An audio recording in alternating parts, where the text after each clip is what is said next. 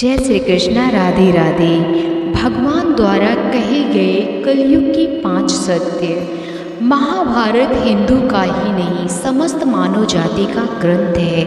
इससे प्रत्येक मानव को अच्छी शिक्षा और मार्ग मिल सकता है। प्रत्येक मनुष्य को इसे पढ़ना चाहिए व सुनना चाहिए, क्योंकि महाभारत में जीवन से जुड़ा ऐसा कोई भी विषय नहीं है जिसका वर्णन न किया गया हो और जिसमें जीवन का कोई समाधान न हो। इस ग्रंथ में देश, धर्म, न्याय, राजनीति, समाज, योग, युद्ध, परिवार, ज्ञान, विज्ञान, अध्यात्म और तकनीकी आदि समस्त विषयों का ज्ञान वर्णन मिलता है। आज की इस वीडियो में हम महाभारत के इसी प्रश्न के बारे में बताएंगे, जिससे आज का मानव बहुत कुछ सीख सकता है। बात उस समय की है जब 5 पांडवों को वनवास हो गया था। वनवास जाने से पहले पांडवों ने भगवान श्री कृष्ण से पूछा, हे श्री कृष्ण, अभी यह द्वापर युग का अंतकाल चल रहा है, आप हमें बताएं कि आने वाले कलयुग की गति क्या है और कैसी होगी। तब श्री कृष्ण जवाब देते हैं, मैं तुम्हें इसका सीधा सा उत्तर तो नहीं दे सकता, लेकिन हाँ, तुम 5 भाई वन में जाओ और वन में जो कुछ भी दिखे मुझे आकर बताओ। मैं तुम्हें उसका कलयुग में प्रभाव बताऊंगा। इसके बाद 5 भाई वन में चले गए। उन्होंने वन में जो देखा वह देखकर आश्चर्यचकित रह गए। आखिर उन्होंने वन में क्या देखा और श्री कृष्ण ने क्या जवाब दिया, यह जानने के लिए इसको अंत तक जरूर सुने। और श्री कृष्ण के कहे अनुसार 5 भाई अलग अलग दिशाओं में वन की ओर चल निकले। तो दोस्तों, इस वीडियो के अंत तक बने रहिएगा। अगर आप हमारे चैनल पर नए हैं तो कृपया कर हमारा चैनल सब्सक्राइब कर लें और देर न करते हुए वीडियो शुरू करते हैं। युधिष्ठिर भ्रमण पर थे। उन्होंने एक जगह पर देखा कि एक हाथी के 2 सूंड थे। यह देखकर युधिष्ठिर आश्चर्य का ठिकाना नहीं रहा। अर्जुन दूसरी दिशा में भ्रमण पर थे। कुछ दूर जंगल में जाने पर उन्होंने जो देखा उसे देखकर वह भी आश्चर्यचकित रह गए। वहाँ पर देखा कि कोई पक्षी है जिसके पंखों के ऊपर वेदों की रचनाएं की हुई हैं और वह पक्षी मुर्दे का मांस खा रहा है। यह दृश्य देख अर्जुन कुछ समझ नहीं पाए। दोनों भाइयों की तरह भीम भी भ्रमण पर थे। उन्होंने जो देखा वह भी आश्चर्यचकित रह गए। उन्होंने देखा कि गाय के एक बछड़े को बच्चा दिया, लेकिन जन्म के बाद में गाय बछड़े को इतना चाट रही है कि उसका बछड़ा लहूलुहान हो गया। सहदेव भी भ्रमण पर थे तो उन्होंने चौथा आश्चर्य देखा। उन्होंने देखा कि 5 से 7 कुएं हैं जिसमें पानी है और बीच का एक कुआं खाली है। बीच का कुआं काफ़ी गहरा होते हुए फिर भी पानी नहीं है। घोर आश्चर्य हुआ, ऐसे कैसे हो सकता है। नकुल भी भ्रमण पर थे और उन्होंने एक आश्चर्यजनक घटना देखा। एक पहाड़ के ऊपर से एक बड़ी सी चट्टान लुढ़कती हुई नीचे आ रही है। वे कितने ही वृक्षों से टकराकर उनको नीचे गिराती हुई वो आगे बढ़ जाती है। विशालकाय वृक्ष भी ने उसे रोक न सका। इसके अलावा यह चट्टान कितनी ही अन्य चट्टानों के साथ टकराए, फिर भी वह उसे रोक नहीं सकी।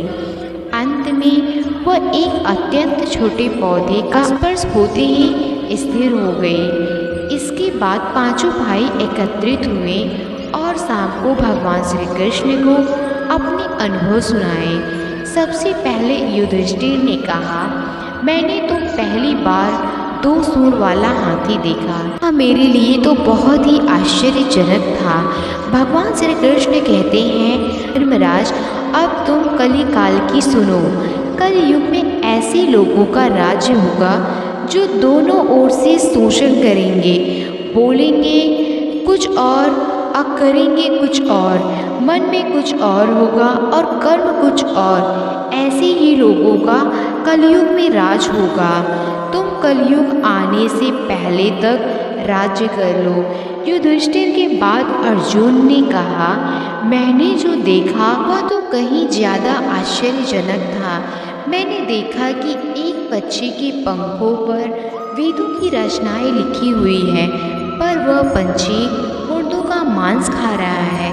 श्री कृष्ण कहते हैं, कलयुग में ऐसे लोग रहेंगे जो बड़े ज्ञानी कहलाएंगे, विज्ञान की चर्चा करेंगे, लेकिन उनके आचरण राजसी होंगे।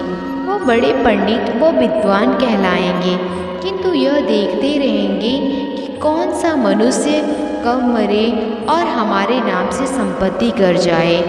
हे अर्जुन, संसदा के व्यक्ति विचार करेंगे कौन सा मनुष्य मरे और संसदा हमारे नाम पर हो जाए। हर जाति धर्म पर प्रमुख पदों पर बैठे विचार करेंगे कि कब किसका श्राद्ध हो और कौन कब किस पद से हटे और हम उस पद पर चढ़ जाएं। चाहे कितने भी बड़े लोग हों, परंतु उनकी दृष्टि धन और पद के ऊपर ही रहेगी। ऐसे ही लोगों की बहुतायत होगी। अर्जुन के बाद भीम ने अपना अनुभव सुनाया। भीम ने कहा कि गाय अपने बछड़े को इतना चाटती है कि बछड़ा लहूलुहान हो जाता है। तब श्री कृष्ण कहते हैं, कलयुग का मनुष्य शिशुपाल हो जाएगा। कलयुग में माँओं के बच्चों के लिए ममता इतना बढ़ जाएगी, उन्हें अपने विकास का अवसर नहीं मिलेगा। मोह माया में ही घर बर्बाद हो जाएगा। किसी का बेटा घर छोड़कर साधु बनेगा तो हजारों व्यक्ति दर्शन करेंगे। यदि अपने बेटे ने साधु बनना चाहा तो रोएंगे कि मेरे बेटे का क्या होगा। इतनी ज़्यादा ममता होगी कि उसे मोह माया और परिवार में ही बांध कर रखेंगे। उसका जीवन वहीं खत्म हो जाएगा। वास्तव में लड़के तुम्हारे नहीं हैं, वह तो बहुओं की अमानत है और लड़कियां जमाइयों की अमानत है, और तुम्हारा यह शरीर मृत्यु की अमानत है। तुम्हारी आत्मा परमात्मा की अमानत है। इसलिए तुम्हारा अपने शाश्वत संबंध को जानना आवश्यक है। भीम के बाद सहदेव ने पूछा, हे श्री कृष्ण, मैंने यह देखा कि 5 से 7 बड़े कुएं के बीच एक गहरा कुआं बिल्कुल खाली है, जबकि ऐसा संभव कैसे हो सकता है। भगवान श्री कृष्ण ने जवाब में कहा, कलयुग में लड़की के विवाह में, मकान के उत्सव में, छोटे बड़े उत्सव में तो लाखों रुपए खर्च कर देंगे, परंतु पड़ोस में ही यदि कोई भूखा प्यासा मर रहा होगा तो नहीं देखेंगे कि उसका पेट भरा है या नहीं। उनका अपना ही सगा भूख से मर जाए उसे देखते रहेंगे, और दूसरी ओर मौज मदिरा, मांस भक्षक, सुंदरता और जश्न में पैसे उड़ाएंगे, किंतु किसी के 2 आंसू पोंछने में उनकी रुचि न होगी। कहने का तात्पर्य यह है कि कलयुग में अन्न के भंडार होंगे, लेकिन लोग भूख से मरेंगे। सामने बंगले में ऐसो आराम चल रहा होगा, लेकिन पास की झोपड़ी में आदमी भूख से मर जाएगा। एक ही जगह पर असमानता अपनी चरम पर होगी। सहदेव के बाद नकुल ने भी श्री कृष्ण को बताया कि मैंने भी एक आश्चर्य देखा है। मैंने देखा कि एक बड़ी सी चट्टान पहाड़ पर से लुढ़कती वृक्षों के तने और चट्टान भी उसे रोक ना पाए, किंतु एक छोटे से पौधे के स्पर्श से ही वह बड़ी चट्टान रुक गई। समझ नहीं पाया कैसे। श्री कृष्ण ने कहा, कलयुग में मानव का मन नीचे गिरेगा, उसका जीवन पतित होगा।